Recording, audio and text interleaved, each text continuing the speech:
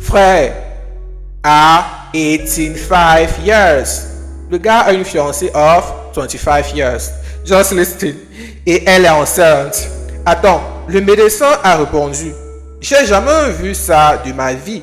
Un vieux de 85 ans va chez son médecin pour un check-up tranquille. Le médecin, alors monsieur, comment vous vous sentez? Oh, merveilleusement bien. Je fais mon footing tous les matins. Je mange bien, je dors bien.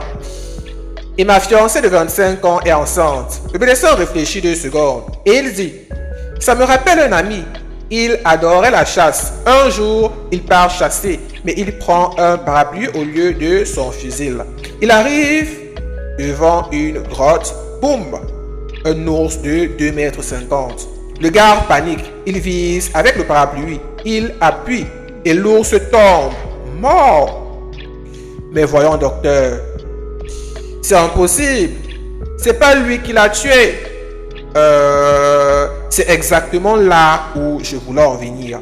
Le vieux l'a compris. Bird, il veut pas accepter la réalité. Abonne-toi. Ici, on dit des vérités qui font mal.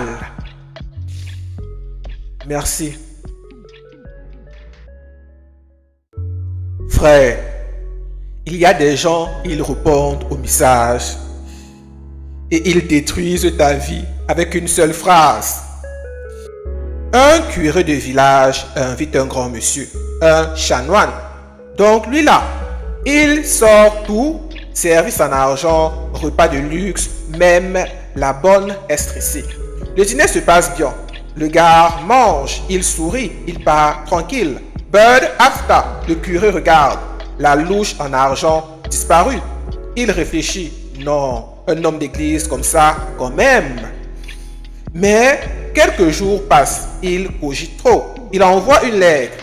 Je ne dis pas que vous avez pris ma louche. Je ne dis pas que vous ne l'avez pas prise. Mais si jamais, rendez-la moi. Déjà, la pression est bizarre. Hein? Mais attends la réponse.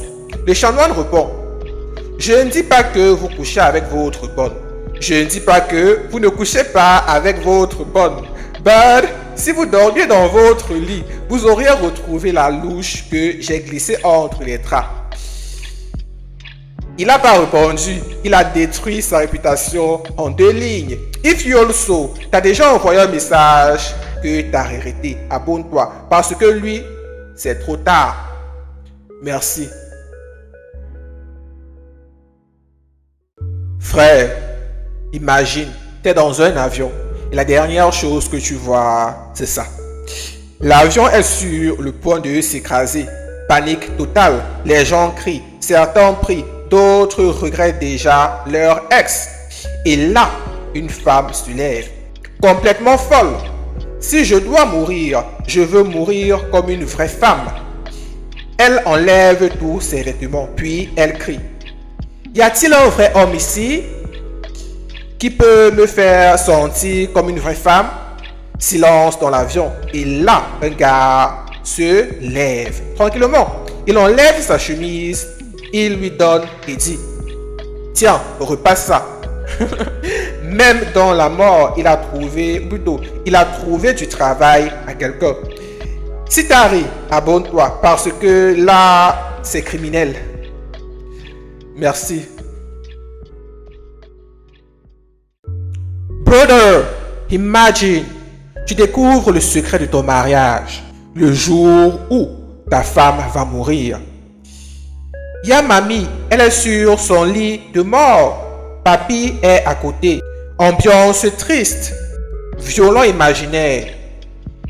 Et la mamie dit, va au grenier. Au fond, à gauche, il y a une boîte. Papy monte, il souffle, il tousse dans la poussière. Il trouve la boîte, il ouvre, dedans, 3 œufs et 150 000 francs CFA. Il redescend en mode enquêteur FBI. Il dit, mamie, c'est quoi ces 3 œufs? Chaque fois que j'avais pas d'orgasme avec toi, je mettais un œuf. Papy dans sa tête. 50 ans de mariage, seulement 3 ex, je suis une légende. Il dit maintenant, Et les 150 000 francs là? Just listen. Mamie répond, chaque fois que j'avais une douzaine, j'allais les vendre au marché.